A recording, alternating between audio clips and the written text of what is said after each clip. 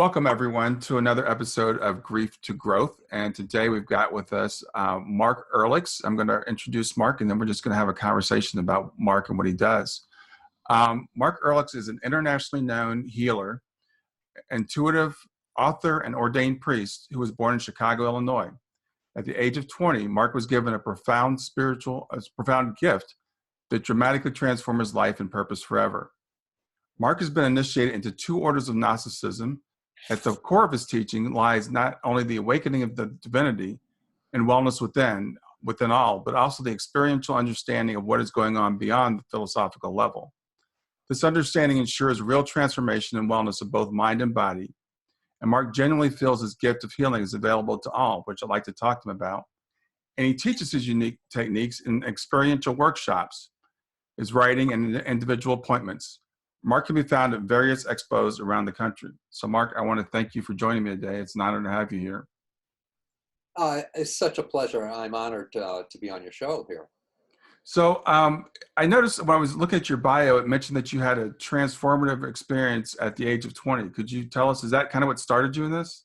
Yes, it is, matter of fact. I was in pretty direful straits. I had just gotten out of Vietnam and a year prior, and mentally and emotionally and physically, I was pretty distraught. And I met a couple people who, giving this short story, I met a couple people that introduced me to the order that I'm still a part of, even though the order is dead. And I won't talk a lot about that, but we're all together still in some semblance. Or most of us are. And went before I was accepted in the order. I had to go before what's called the Esoteric Council, which was a large body of people that were assigned to this, and they talked to me and asked me questions and stuff like that. And then the main person, his name's Paul, he took me and introduced me, I should say, to a fellow named John.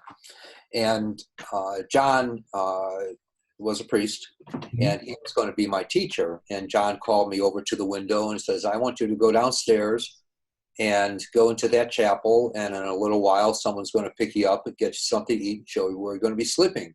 So I said, great. So I left, went downstairs, and knocked on the door of the chapel.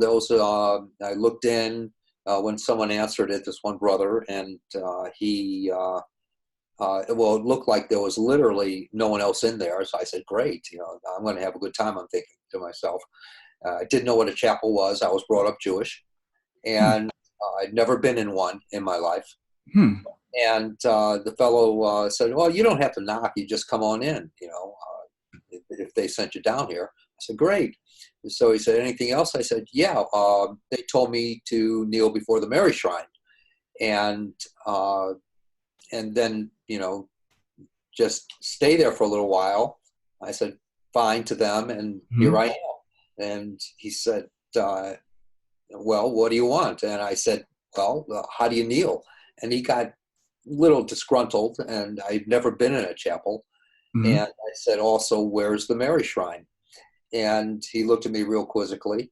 And so he pointed it out to me and got even more disgruntled and kneeled for me and just walked out.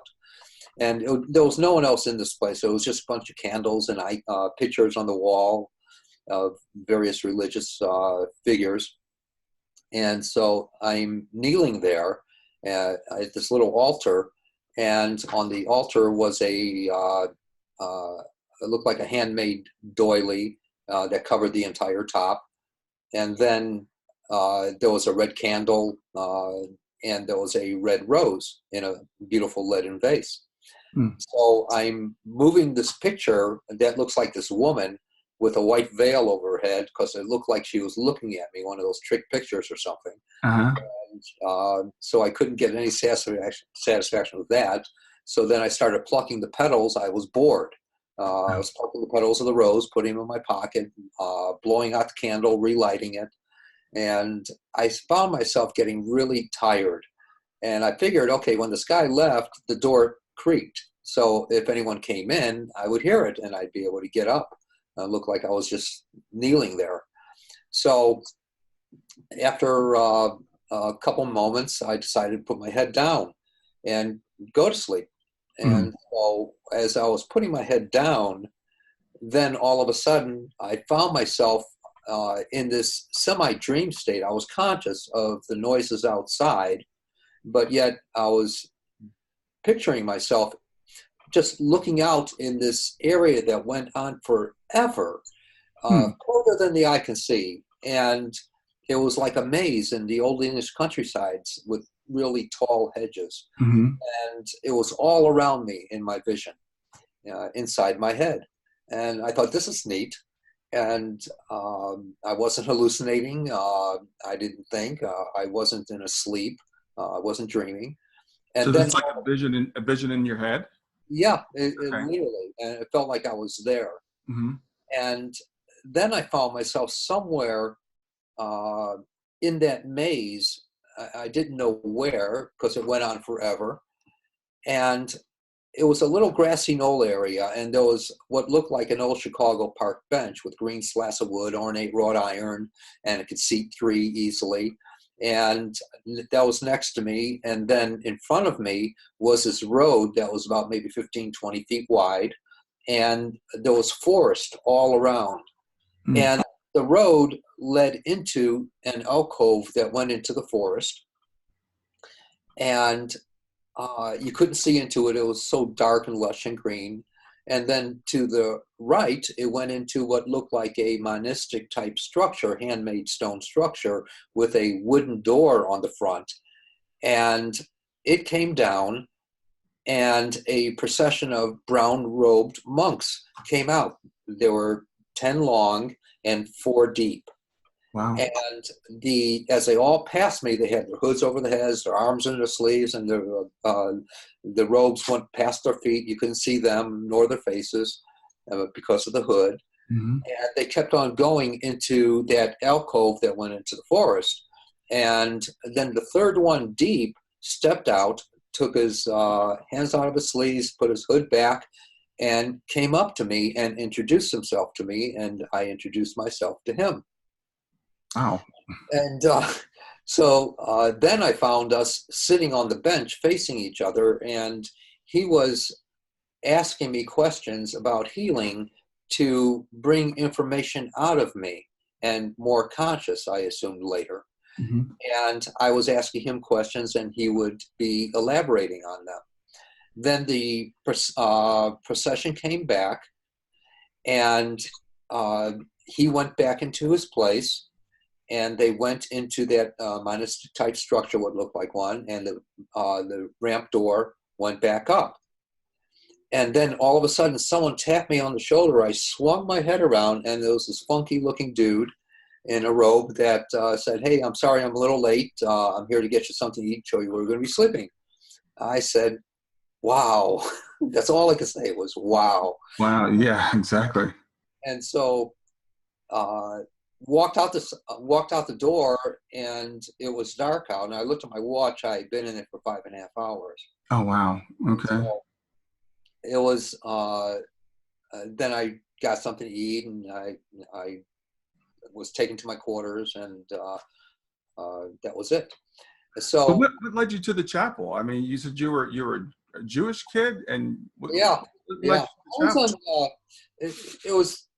A time in my life, I had just gotten out of Vietnam a year prior, and I was in pretty direful straits.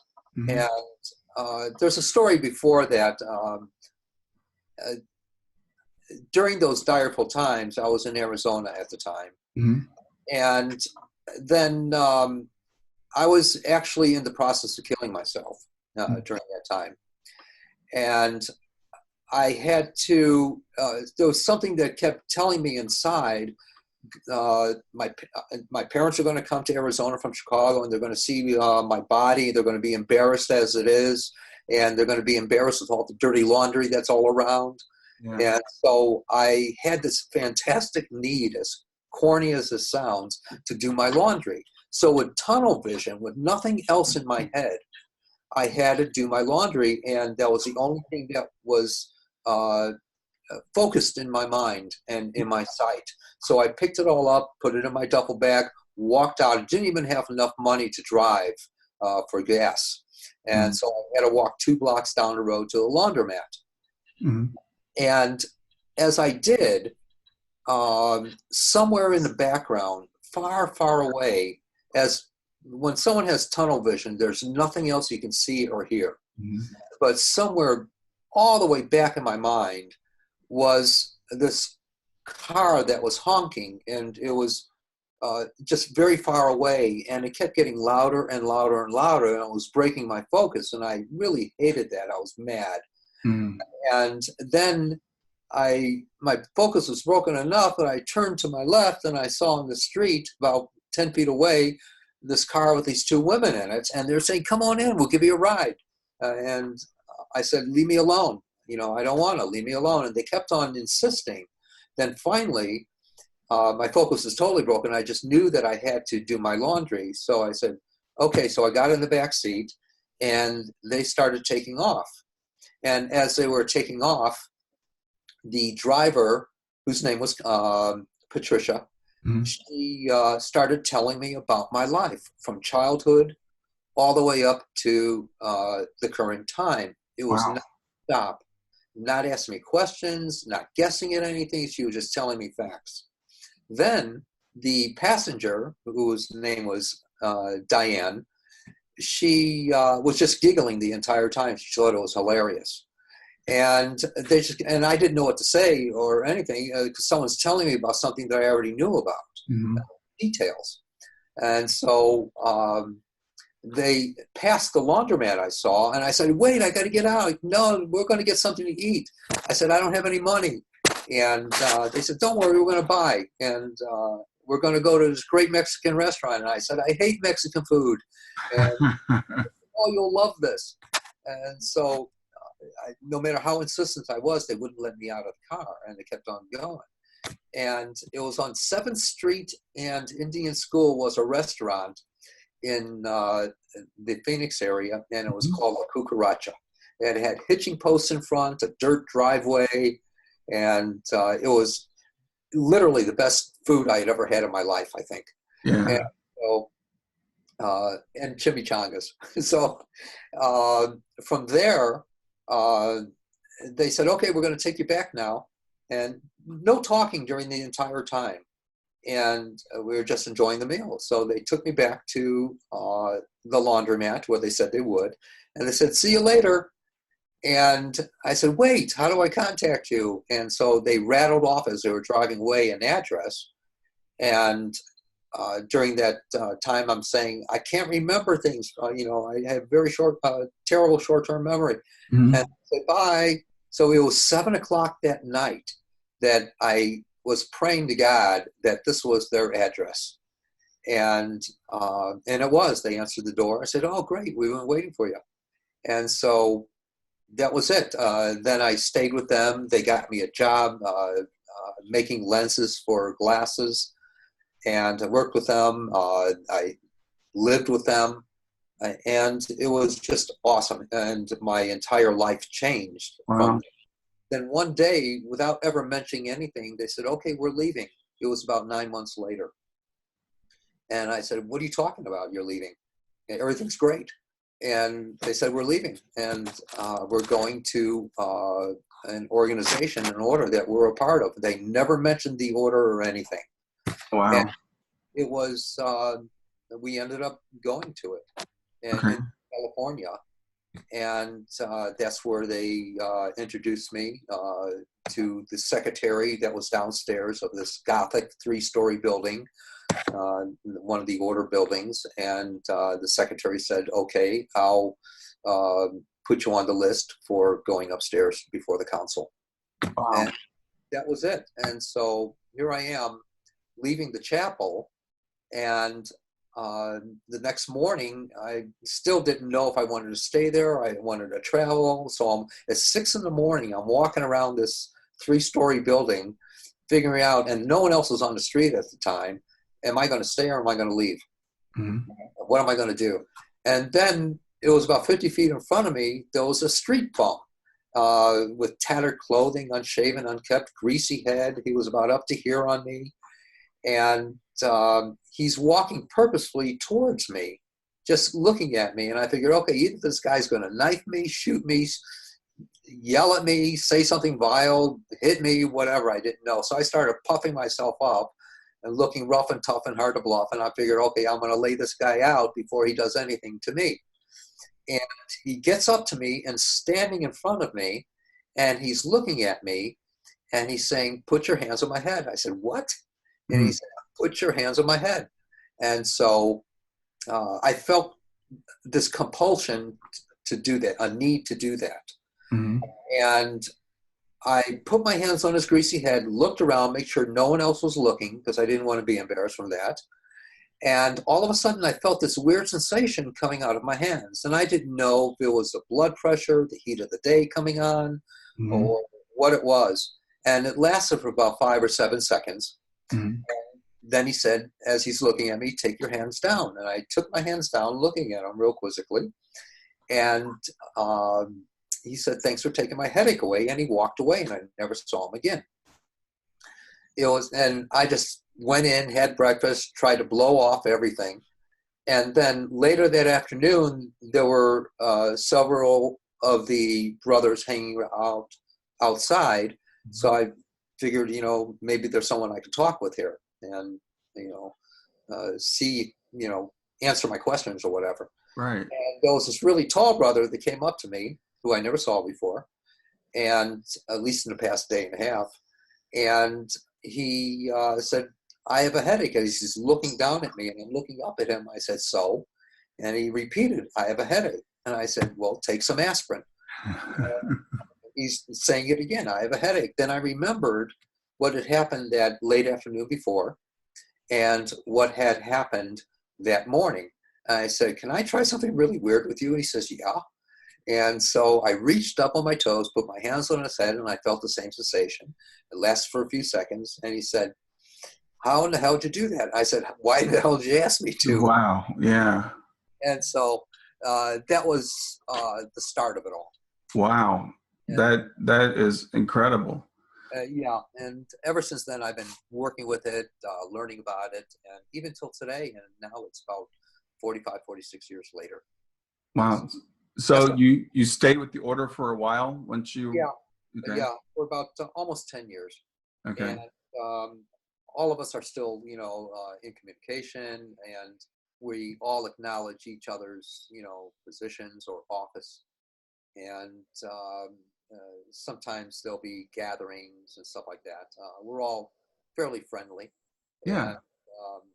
And some are went into um, Greek Orthodoxy, their priests and their bishops, and other people went into Russian Orthodoxy or Christian Orthodoxies. Some went into just being artists or university professors or whatever they do, attorneys, you name it.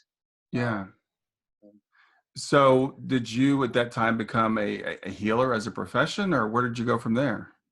From there, I went to Motorola. Okay. And I worked at Motorola for quite a while, about 7 years, really. Mm-hmm. And it was at Motorola, someone had an accident on one of the pieces of machinery. I was a repair tech at the time, and in charge of a team and all. And the person that had a injury, they got their hand cut or caught in a automatic exertion machine. And the woman screamed, and everyone in the factory, hundreds of people heard it. And a few people were milling around. I went there, and the supervisor saying, "I'll get the coat. I'm taking you to the ER." And so he went off to get her coat and his coat. And I didn't even notice all the people there. I just said, "Give me your hand." And she looked at me, and it was real quiet. And she gave me her hand, and I sandwiched it in between mine. And I worked with her for a couple moments, and the supervisor came back, and he said, "Quick, quick, let's go, let's go." And she looked at her hand, and it was gone. The injury, there was like a mass on her palm. Mm-hmm. I looked, and everyone's looking at me, and I just kind of I just felt like I just wanted to squirm away and not be noticed. Mm-hmm. So it was from then on that people at Motorola started to ask me to work with them, their families, and Mm-hmm. et cetera, et cetera. And so I started getting appointments. I was working full time, a time and a half really. And then people were booking with me all the other time that I was off, even during my sleeping time. Mm-hmm. And so one day I said, okay, God, what's the scoop here? Am I to do this publicly from now on? And then all of a sudden, I went to personnel. I said I need a leave of absence, and they didn't ask me why, nothing, which was unheard of. And so they gave me 6 months, and in that 6 months' time, I was literally booked 7 days a week, 14 hours a day, every hour in the hour. Wow. During that time, from then on, and then it started growing, and I was asked to do workshops and develop into that from there on. I've worked with many people, all kinds of situations. Now it's turned into from just putting my hands on someone's head or working with a specific area. Now I can teach how to work with the whole body, and I'm able to turn it into an entire appointment, up to an hour, 45 minutes to an hour, very easily. I work now more with the counseling, the spiritual counseling of the creation of disease in most people. Okay. There are such things as that exist, excuse me, Mm-hmm. as accidents. Accidents do happen. It's just a part of the thing. You're at the wrong place at the wrong time, and someone who consequentially came out of nowhere, it wasn't planned on by the universe, will create a situation. Even if you're at the right place, they weren't planned on through their own lack of integrity or whatever. They created a situation. Mm-hmm. So accidents do exist some of the time, and the body does deteriorate ever since the moment that we take our first breath. There's a deterioration of the body. Right. Right. So, and most often I can help a person to feel better emotionally, mentally, and physiologically, biologically, neurologically, whatever. Okay. Skeletal, injury-wise, you name it. So you work with both injury and disease, and it sounds Yeah. like emotional and spiritual, situations. Yes. Most people will be affected. Not everyone is for me, and nor am I for everyone. Mm-hmm. I understand that. Many times I'll look inside when I'm working with someone that is hurting inside emotionally or physically or mentally. And I'll say, okay, God, what's the scoop here? What's the reason? And sometimes I'm told or I'm shown. We hear and see through our knowing. So through that knowing aspect, I'm shown and told. Mm-hmm. And other times, I'll be looking deeper and deeper and deeper and say, okay, what's the scoop here? What's the scoop? And then all of a sudden, I'm told it's none of your business. Just do your job. And I say, okay, boss, Yeah. So, like, when I'm going to ask you a question about like the origins of disease. Does it start in the physical body? Does it start spiritually? Are you tapping into that when you're healing? Sometimes. And what I found, I've worked with and taught about, who knows, maybe 25 to 35,000 people over the many years Mm-hmm. since I've been doing this publicly. And I believe with all my heart that not all the time, but quite often in our lives, things start in childhood and even a little bit further back than that. They're patterns that, say, our parents went through when we were in the womb. There's a receptivity that, say, if the mother's being abused or yelled at or is in what I refer to as a shock trauma, Mm-hmm. then all of a sudden, that vibration, that frequency is going to affect that child that's unborn yet. And so things can start there, and also it falls into play, say, from the grandparents. So things can influence and create who we are, what we are today from situations that have happened that is shock trauma, that haven't been worked through necessarily. Mm-hmm. And working through is what I refer to as just acknowledging, taking a look at, seeing.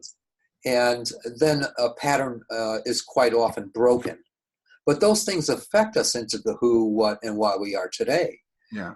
And most situations happen between, who knows, between 3 and 7 or 9 years of age, where we're so influenced by what's happening in our world around us, our atmosphere around us. Mm-hmm. And that alters patterns. It changes patterns from constructive to destructive in our lives. Okay. And we have an option to also be objectively observant to see, do I want this in my life or not? Do I want to participate in this or not? So we get to have what's called free will. Right, right. And utilize that to the highest degree as we choose. And we usually work things out later in life. We see that we don't have to grow up this way. Excuse me, I go hoarse a lot. I talk so much. Yeah, I understand. And we don't have to grow up this way or live the rest of our life if we choose, if I just look at this objectively, observantly. Mm-hmm. And if, as we do, then we're not participating in the dilemma or drama or trauma. Okay. Then the pattern's broken. Okay. Then what happens when the pattern is broken, there's, okay, what do I do now in my life? There's an awkward feeling. What do you fill it with? Well, if we don't plan on doing anything, it's fine, because we're going to find something to replace it with in our life. Our mental status is going to change. Our expressions are going to change. Mm-hmm. Our actions are going to change automatically for us, I believe. This is all what I've experienced and witnessed in life with people. Okay. So it sounds like maybe initially you started off with the physical healing. I mean, and you're obviously still doing that, but you're kind of maybe moved into like you're doing more counseling and spiritual stuff. Is that true? Right.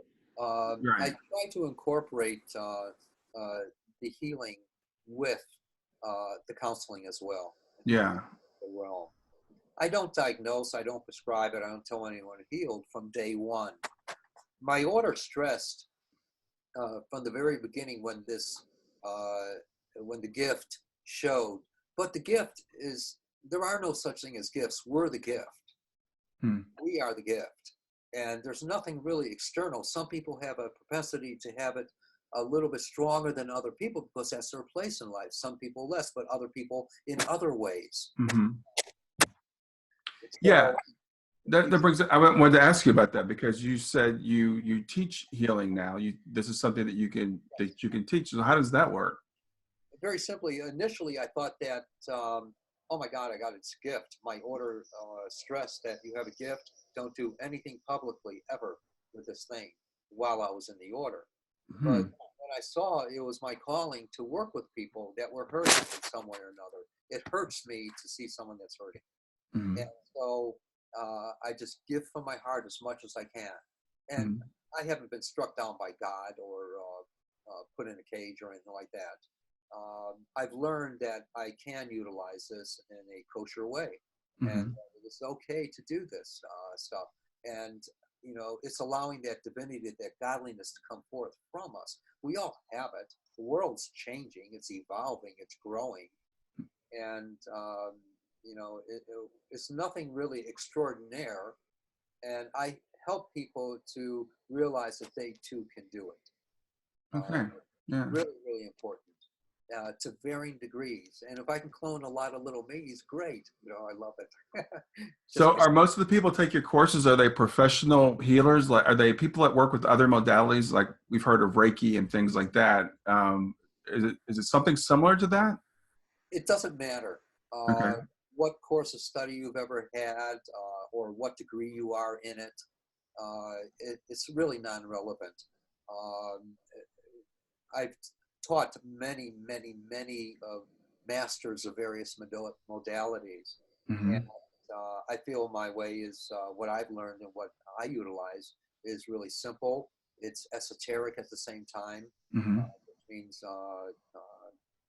it uses a lot of intuition, and the teachings are there, and they Mm-hmm. come forth, and we can allow ourselves to be open enough to receive something different than what other people may perceive and what they get in meditative state. It's it can go even deeper than that with the inner teaching, the intuitions. All gifts have intuition in them. Okay. If that can exist that doesn't have it. So we Okay. all have it to varying degrees according to our acknowledgement of it. And I help people to try to understand it, to varying degrees. So you're helping people kind of tap into the intuition that they already have. That'd be the way. Yes, and to Okay. develop it. Okay.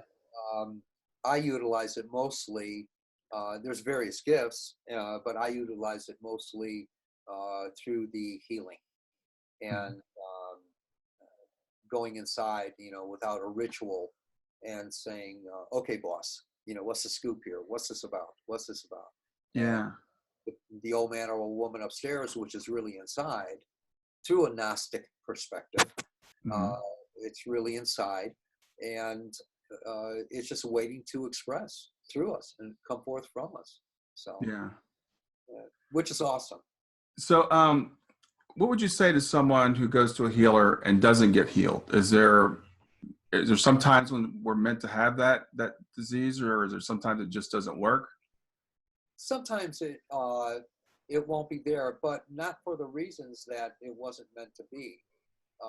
I believe, through my experience and what I teach also, Mm-hmm. that maybe the person uh, is not being not ready, but maybe they're evolving into that. And Mm-hmm. there's some people that, like in the healing circles, I generally pull in. Well, it used to be 50 to 250 every week, and now it's a lot less because I stopped doing a lot of the stuff. Mm-hmm. But uh, some people will experience it either immediate. Most people will experience something immediately, and other people will experience as soon as they walk out the door, or walking down the street 2 weeks or 2 months later, saying, "Oh my God, when did this leave me?" And if they remember me, fine. If they don't, I don't care. Yeah. And Yeah. you know, and it just happens like that. One time at a healing circle in Chicago, uh, lots and lots of people, a couple hundred people there, and uh, the healing circles are real casual. Everyone's around me, and I'm in the center. I call up one person at a time, or if there's a large amount of people, 3 or 4 at a time. So I'm working on this one fellow who came up, and there was another fellow in the circle around with all these people, and I try to keep it real casual. They can talk, murmur to themselves, as long as they don't stop me from doing what I'm doing, and they Mm-hmm. can ask me questions at time too in an orderly way. Okay. So the one fellow said, "Wow, you must feel really good, Mark, to be able to heal people." And he was just blown away and, in this ecstatic moment or whatever, and just lapping it up. And I stopped, I looked at him, and everyone became really silent and thought I was going to yell at him or something like that, or brag or something. And I said, I don't give a damn. I really don't. The only thing that matters to me is if a person's life changes. Mm-hmm. That's what it's about. Yeah. So Yeah. when it happens, how it happens, why it happens, it's like the whole universe converges to work this one synchronistic event together to eventually have that person's life change Yeah. in some way. It's a great symphony, and it's all teaming together. How it functions, why, when, where, I don't know. I just say, "Okay, boss, I'll feel things through people's what I've referred to as the morphic fields, fields of information to come forth. Mm-hmm. I'll feel things where a dilemma or a cause might be, and I'll go there, and I can sense when it broke, it's no longer affecting the person, or it will no longer be affecting that person in their life, or something will change." Last Mm-hmm. night, I had a healing circle here in the Boulder area, and right before the circle, the person who was helping me set up a Unity Columbine Spiritual Center um, uh, she was helping me set up the room and all. And she says, I can't stay for the circle, but I got this problem that's been bugging me for, quite a while now. And my shoulder and my neck, and it's all locked. And I just have no movement. And it's very painful for a long time now. And I said, okay, come here. And so she came over, this woman, and I put my hands on her and for about a minute or so. Mm-hmm. And nothing transpired. She says, oh, yeah, she was trying to appease me, saying, oh, it feels better. Yeah. And great, Yeah. great, even though I knew what she was doing. Mm-hmm. And so I said, okay, see you later. And she said, maybe I'll come to you next week too. And I said, wait till the morning you get some sleep. See what happens when you wake up. Mm-hmm. Because I saw that. And I shared it with her, and she said, oh, okay. And so she left disheartened to some extent. And I didn't say any more. I don't make excuses for myself or anything else. I know that something is always happening. It's never the end of the story. And so I got a text from her this morning. Said, oh my God, it's 95% gone. I have mobility now. No, the pain is just almost non-existent. This is great. Thank you. Thank you. Yeah. Yeah. It always. And we're able to affect things. Not everything pertains to childhood, though, either. Sometimes the body deteriorates. As I mentioned earlier, it can deteriorate from, say, the moment we take our first breath, being born. It begins right there. Right. Right. Oxidation and everything else that happens in the body. Mm-hmm. And so we're always on the path for aging. And I don't change people's hair color or anything like that. Yeah. Well, it's interesting because I spoke with the healer last week as part of the work I do with helping parents heal. And we had a group of parents on a course, and our children have transitioned. And, there were a lot of parents who were asking, well, why wasn't my daughter healed? Or why wasn't my son healed? So how would you answer that question to a parent that's had a child, maybe even taken them to someone, they've been prayed for, they've gone to healers, and it doesn't work for them? Sure. And, and this might strike discord with some people, but accidents happen too. And I want to keep that in mind. Sometimes a child is hit by someone who all of a sudden felt like they should get drunk and go down the street that they've never been down before. Yeah. Driving and things like that, or the body. Sometimes children are born with a gene or some kind of biological situation where they're destined to pass. Mm-hmm. Who knows? Yeah. Millions of situations, and oftentimes I've worked with grieving parents and children as well that were in the process of passing, and sometimes I'm able to help, and sometimes I'm not able to. It's not my place, and there's something for everyone, and so it's not my place all the time.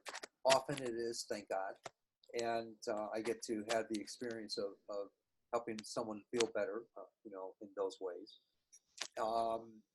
But I also know, and this is the most important thing for me in my life, that child is also affecting so many other people in their lives and how they're going to be in the future because of whatever is transpiring. Sure, it's a great loss. Maybe they were born to experience the initiation of death at that time. I don't know. I've seen that where that has been in some occasions. Yeah. And, they just needed to have the initiation of death to have that experience so they can go on and evolve into something even greater. I also know that in my experience and my teaching, and what I've read as well at times years ago, that we've been here hundreds of thousands of times. And I believe with all my heart, that being the case, in what I've experienced and learned, is that we're going to be here hundreds of thousands of times more. And a lot of people say, oh, this is my last time. Yeah. Everybody says that. And so they got it all figured out. Yeah. That's fine. That's okay. If that's true, great. Yeah. No qualms with that. And I'm often saying, beam me up, Scotty. Mhm. And so, but, we go through experiences for the purpose of evolution, and we're also contained in what I refer to, or what others refer also as, a soul group that allows us to evolve with a similar mind, even though we don't know these people right away in life. And they're always coming in, leaving, and this and that. And it's composed of thousands and thousands of main people, and or even more, I don't know. But if we didn't have the evolutionary process through other times and other places, we would be like Neanderthal, not even know how to use a fork after being taught, or have finesse on how to do things. It's an evolution that happens with us, and we evolve into greater and greater and greater and more. Yeah. And as far as, with the children, those one time that when I was first starting, this first story pops in my head, is this Mexican family that called me up, and they said, we heard about you, can you please help us? And I said, what's the scoop? And they said, well, we're at such and such a hospital in I think it was Rush Press St. Luke's in Chicago, hospital system. And they said, our newborn, who's 3 days old, has a tied intestine, and she's in total pain, and the doctor's having an incubator, and they're going to do surgery tomorrow. Please, can you help us? And so I said, yeah, sure, I'll try. I don't know what's going to happen. I never do. Right. So I got to the hospital, and I put my hands through the gloves that went into the incubator. I put my hands on the belly of the 3-day-old, and it's incessantly non-stopping and crying and extreme pain. And so I did my work with her, and inside me, I watched it untie in that knot, and then the baby stopped. And the parents looked at me. I looked at the parents, and not knowing what was happening, I just did it. And I knew inside that it was untied, but I didn't know a lot of the dynamics, or in real time, I didn't know why the child had stopped crying, if it had passed or whatever. And so I took my hands out, and I said, I'm done. And then I left, and the whole thing took maybe about 7 minutes. Wow. And so that day, the father called me, and he said, the doctor, they did more x-rays and scans or whatever, and the intestine isn't tied anymore, and they don't understand why. But we want to thank you very, very much. Yeah. And things like that can happen very easily. I've seen thousands and thousands of things. Right. Right. That way. And it's all through knowing and accepting. That's what healing is. It's just knowing and accepting. After all the years, I've been learning that since day one. It's knowing. Yeah. Well, thanks. I appreciate you sharing that answer with me, because that's a question that comes up often in the groups that I'm with, and it's not knowing, what's going to happen. Right. Not knowing that you're also in a world of trust, and you're trusting what we call God, Creator, Universal Mind, higher source. I call it God personally. And I don't know how it's going to happen, what's going to happen, why, when, where, what, or anything. Right. And I say, okay, boss, take over, do this for me. But I know it's coming from within.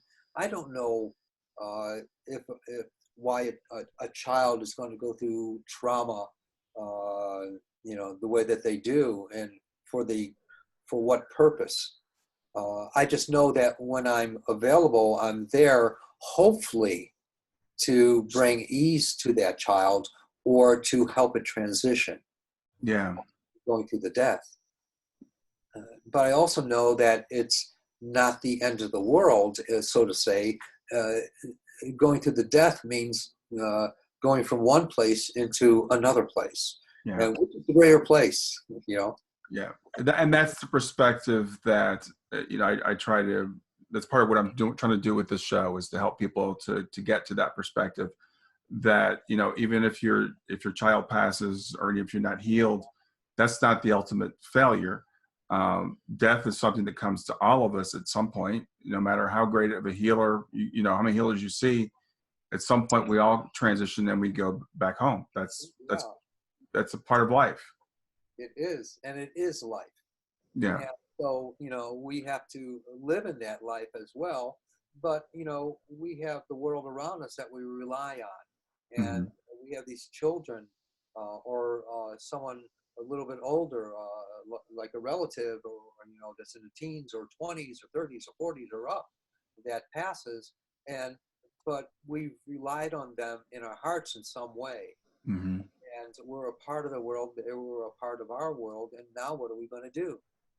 And so sometimes, not often, but sometimes I'll be able to see things. And at one of the healing circles in Arizona, there was everyone's around, and I'm talking a little bit in the center, explaining what I'm going to be doing and stuff, and how everything's going to work at the circle. And then all of a sudden I flipped my head around, and there was a woman off to the left, and I saw like a superimposed mask on her, and it was another face, and I recognized it inside as her husband. And I said, I know that your husband passed just now, or excuse me, the other day, and I know that you're grieving, but I want you to know that he wouldn't be here now unless he was there to let you know. And so he's alive and well in a much higher vibratory place, a much greater place, without the things that we carry today here. And he's there, and he wants you to know that.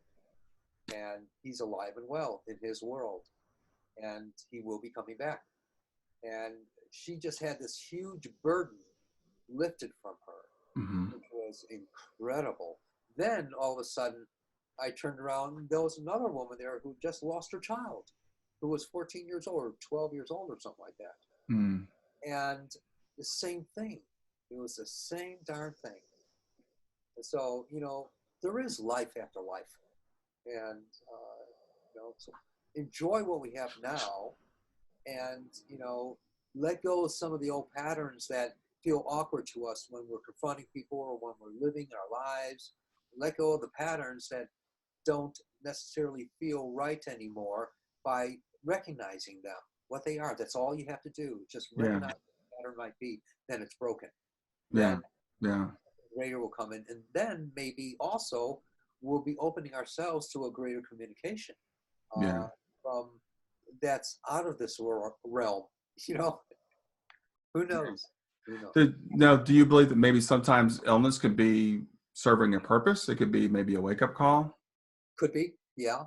Sometimes I am the last person in the world to talk about exercise or dietary, and unfortunately. And but sometimes for people I work with, quite often, a lot of the people that I work with, I'll just come right out. I take no prisoners usually when I say stuff. Yeah. But, a lot of the people that I work with, they've either become health food freaks or vegans or vegetarians or something. And the other huge chunk of people that I work with, not all people, but the other huge chunk of people that I work with are the ones that are starting to do exercise in life for the past year or two. And so I work a lot with people that are into health stuff or exercise stuff. I say, just grab your remote and sit back, and watch TV and don't move ever, and eat your popcorn and chips.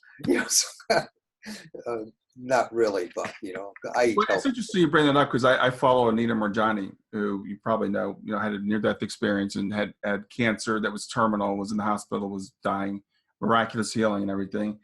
And she attributes her cancer, at least in part, to the fact that she was so fearful about her health. And she was a health food freak and just, did everything right and everything. And so now I would say she probably teaches more moderation in terms of, that whole thing. It's a shock to the body. Even after a couple of years, it's still a shock to the body. It's, in some sense, I don't know why this comes to mind, but in some sense, it's no different really than going from a minor or major surgery, and they're moving the organs around, and it's all taken care of, whatever the situation was. But then for the next 2 years, you're experiencing the organs coming back to where they belong or naturally sit. So you're going to go through hell in pain and discomforts, and doctors saying everything's okay, we don't know what's wrong. But for 2 years, you're going through bad stuff, inside, and you're in pain. Yeah. That leaves impressions in the mind, and you get sicker from the impressions, et cetera, et cetera. But, it is correctable with that kind of situation, and for the people that are shocking themselves into eating healthy or all of a sudden or doing massive amounts of exercise. It is correctable. The muscles have a memory of what their origin is, that you can actually help them to relax and to find their place. Or the organs inside of a body, doesn't matter. And just by one way that I utilize and work with is through watching what I refer to as the hands of God come out of mine and go into the person and correct a situation. I know nothing anatomically or medically. And so I pretty much rely on the boss and its hands coming out of me and doing it all just about. And Wow. So it happens. We can correct the injuries that we have. We can correct the after surgical procedures. After the surgeries from the procedures. We can correct the mind as well very easily in most situations. Yeah. But for most situations. So, what are your workshops like when people, if I want to come in and learn healing from you, is that like a weekend thing or how does that work? The average workshop that I do is 1 day long on spiritual healing. And then there's varying degrees to that. I can teach if I wanted a little more advanced into a 2-day. But the other main workshop that I have is a 3-day apprentice program. I'll be offering one sometime, I believe, in September in Phoenix. Okay. And, I taught thousands of people. And then another set of workshops that I do is on intuition. Another one is a workshop that I do, which will be expanding as well, going into anxiety, worry, and fear. Oh, wow. That's much needed. Yeah. People's minds just change, starting off as soon as they walk into the room all the way through the end. It's just incredible. Okay. And then there's another workshop that I have. I refer to it as it's a 3-day. I refer to it as the illumination, where they get to experience the light within them. And Wow. within. Okay. And then it's learning how to work with it, be a part of it, and let it be a part of you in your life. Wow. And all these are available to look at on your website? Yes. Okay. Everything's on the excuse me, on the website. Okay. And could you give us that? It's markearlix.com, is that right? Yes. www, of course, markearlix.com. Yeah, and I'm going to spell your name because I spelled it wrong the other day. So it's Earlix. Yes. Yeah. And you've written a couple of books too. So could you tell me about the books you've written? Sure. The original one was Awaken the Healer Within. And that was based off of just my experiences, my teachings, etc. And it's an awesome book. A lot of people complimented me on it. I said, thank you. Okay. And, then another book was a short book. I'm not sure. I think it was 84 pages or something, or less. and it was a conversation I was having with an angelic one night.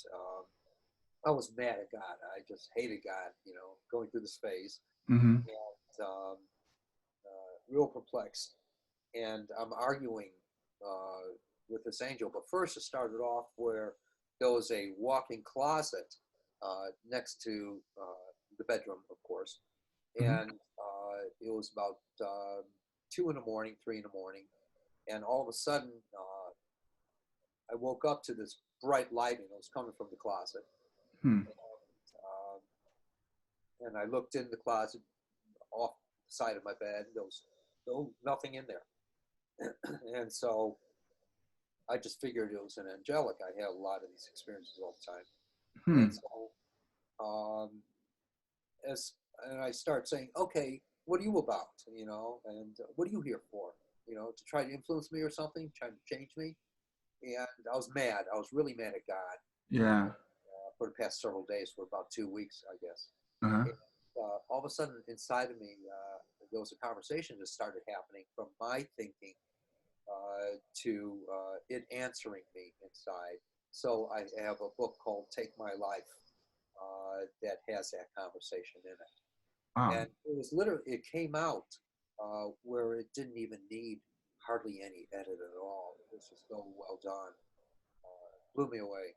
Wow. Okay. Thank you very much. That sounds fascinating. I will definitely have to check that out. And then Nightingale Conant, the publishers, audio publishers, done everyone. They called me up one day and said, we'd like to do your book. And I said, great. And Mm-hmm. so originally, back in '97, there was this huge expo in Chicago. They had between 70 and 90,000 people walking through for 3 days.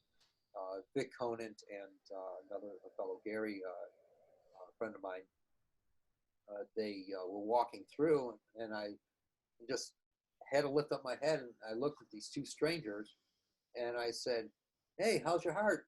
And the guy's looking around, and I said, how's your heart? You? And he came over to the table with Gary, and he said, I was just at the doctor this morning, and they told me that my ticker wasn't too good. And I said, come over here. It just came out of me to see that and to say that. Mm-hmm. And so I put my hands on him, and his life changed. And he says, hey, you ever need, your cassettes put into CDs, just come on over. We'll do them for you gratis. And I said, great. And it was a couple months later.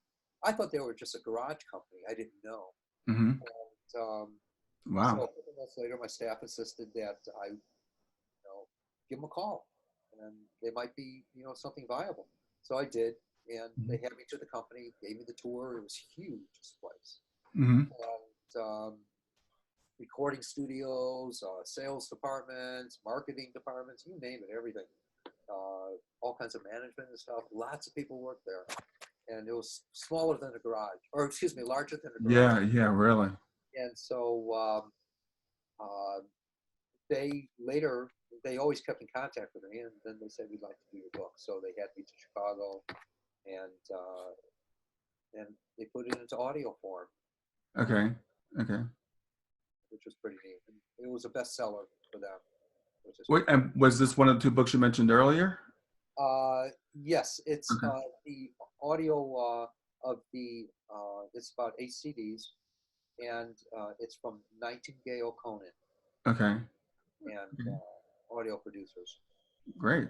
big publishing company. Great. That sounds fantastic. The healer within as well. Yeah. Well, Mark, I want to thank you very much for being with me today. It's been a true honor having you on and hearing your story. Fascinating. So I really appreciate you being with me, and looking forward to seeing you in the future. Yeah, markearlix.com. Thank you so much. I'm grateful for this. And Yeah, so finally. it's been great. You have a great day. Enjoy.